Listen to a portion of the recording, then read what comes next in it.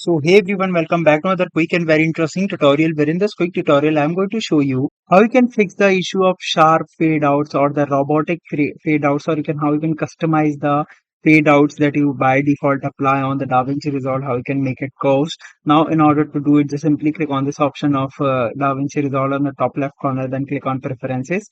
Here in the preferences, go to the section that says user, then go to editing.